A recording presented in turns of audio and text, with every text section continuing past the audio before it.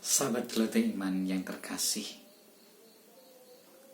salam sehat, terlindung dalam kasih Allah hidup kita hingga saat ini dan seterusnya.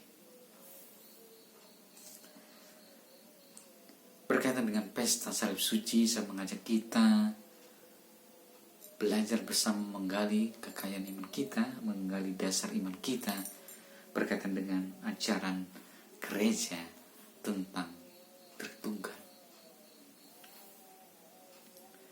Saudara-saudariku yang terkasih, gereja percaya akan Allah Tritunggal, satu Allah dalam 3 pribadi, Bapa, Putra, dan Roh Kudus. Ya, ada banyak gambaran, gula, kopi, dan air menjadi satu. Seperti yang saya minum pada malam hari ini, saya minum jahe, enak, segar, hangat. Di tengah cuaca Kota Batu yang dingin setiap malam, wedang jahe menghangatkan tubuh.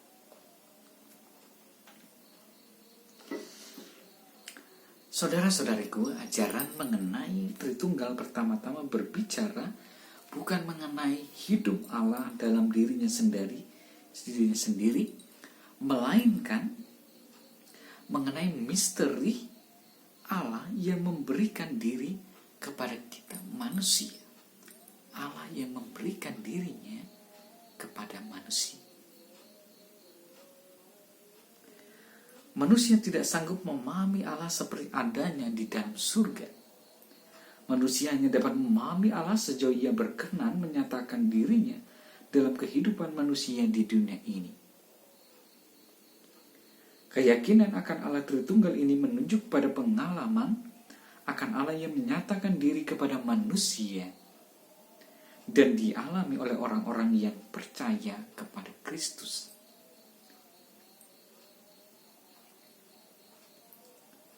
Maka dari itu kita harus berada dalam proses, dalam perjalanan iman, memahami dan mengalami apa itu dan bagaimana.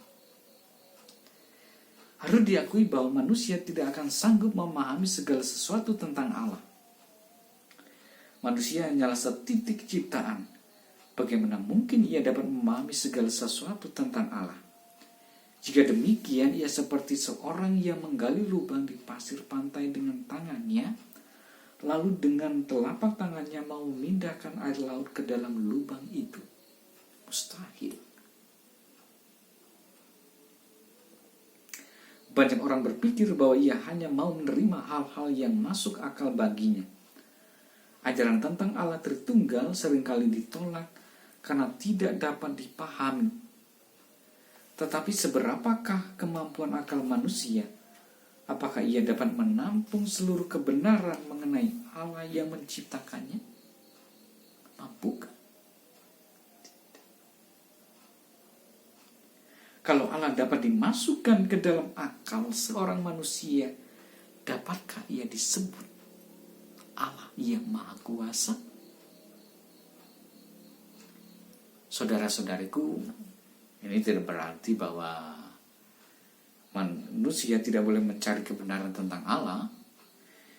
Manusia justru harus mencarinya. Ia harus tahu tentang Allah yang dipercayainya. Tetapi harus selalu diingat bahwa kemampuan manusia memiliki keterbatasan.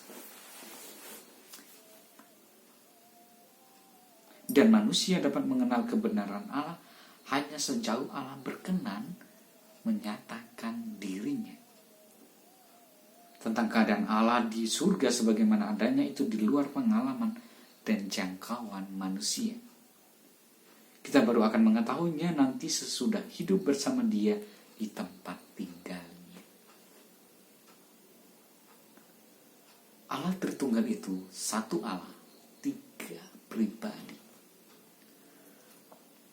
Rumusan tentang Allah Tritunggal, satu Allah 3 pribadi, terdengar membingungkan banyak orang.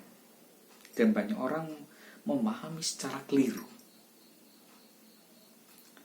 Kata pribadi sebenarnya menerjemahkan kata Latin persona, yang merupakan terjemahan dari kata Yunani prosopon.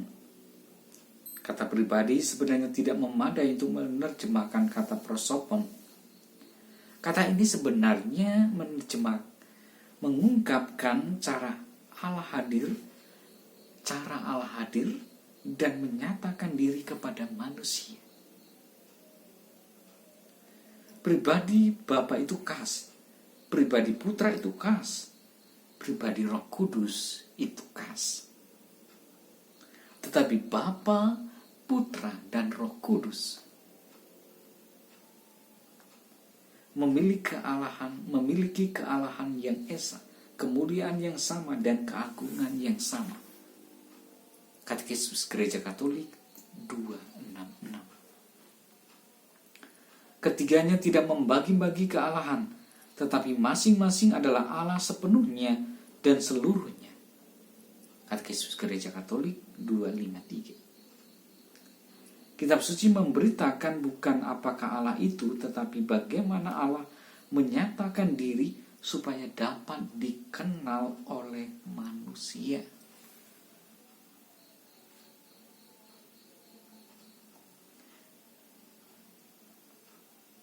Dalam kitab suci kita menemukan deskripsi tentang Allah, tetapi di dalamnya kita dapat melihat dengan jelas bagaimana Allah menyatakan dirinya. Allah menyatakan diri dalam pekerjaan-pekerjaan yang dilakukan untuk manusia dan alam semesta. Dalam perjanjian lama, Allah menyatakan diri sebagai pencipta alam semesta dan manusia yang tinggal di dalamnya. Kita menyebutnya Bapa. Sesudah itu Allah menyatakan diri dan diri Yesus, kita menyebutnya Putra. Dalam dirinya Allah lahir sebagai manusia, menjalani hidup sebagai seorang manusia dengan maksud untuk membawa manusia masuk ke dalam persekutuan abadi dengannya. Untuk itu ia mati di kayu salib sebagai kurban yang membawa keselamatan. Selanjutnya Allah menyatakan diri sebagai roh yang membimbing manusia untuk mengikuti kehendak Allah supaya dapat sampai pada persekutuan abadi dengan Allah. Kita menyebutnya Roh Kudus. Keberadaan Allah Tritunggal bukan hanya untuk dipahami, tetapi juga untuk dialami. Bagaimana kita dapat mengalaminya? Ketika memandang alam semesta dan manusia, kita mengalami Allah sebagai Bapa yang menciptakan. Kita juga mengalami Bapa ketika mengingat surga sebagai tujuan akhir kehidupan orang beriman. Kita mengalami Allah Putra, yakni Yesus Kristus, ketika menyadari karya penyelamatan yang dilakukannya yang berpuncak di kayu salib. Menjadi manusia dan mempersembahkan diri sebagai kurban untuk menghapus dosa kita. Kita juga mengalami Allah Putra ketika membaca kitab suci dan mendengarkan sabdanya, jalan untuk sampai kepada kehidupan abadi.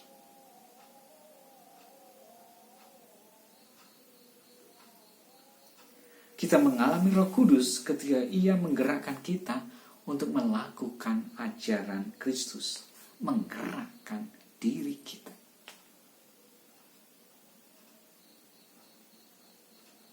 Khususnya untuk mengasihi sesama,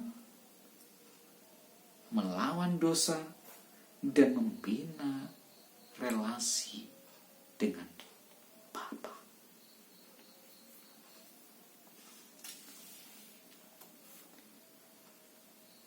Maka kita akan menggunakannya dalam tanda salib dan lagu kemuliaan atau doa kemuliaan. Kita mengenangkan dan memberi tempat kepada Allah Tritunggal ketika membuat tanda salib dan mengucapkan doa kemuliaan. Umat Katolik memulai harinya, doanya, dan perbuatannya dengan tanda salib. Bapa, Putra, dan Roh Kudus. Itu yang harus harus kita awali, langkah awal. Jangan hanya membuat tanda salib ketika datang ke gereja, ketika beribadah, di rumah, di pekerjaan pun tanda salib harus kita buat. Sebagai orang yang dibaptis, ia mempersembahkan hari itu untuk kemuliaan Allah dan memohon rahmat penebus yang memungkinkan dia bertindak dalam Roh Kudus sebagai anak Bapa. Tanda salib menguatkan kita di dalam pencobaan dan kesulitan. Doa kemuliaan merupakan doa puji syukur. Puji syukur. Kita menyampaikan pujian dan syukur kepada Allah karena ada dan mengasihi kita. Kita bersyukur karena Dia hadir dan menciptakan alam semesta dan membuat kita ada di dunia ini.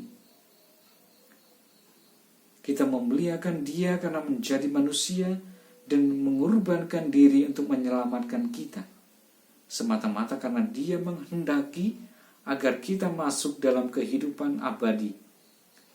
Kita juga memuliakan Dia karena selalu menyertai kita dan membimbing kita sepanjang hidup di dunia ini.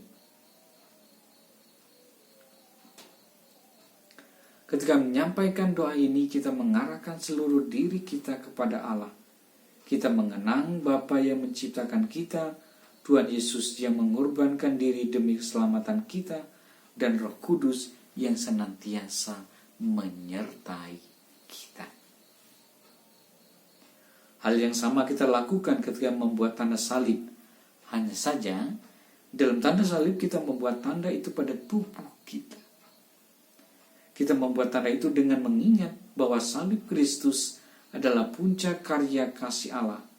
Terdorong oleh kasih-Nya, Bapa mengutus putranya untuk menyelamatkan manusia.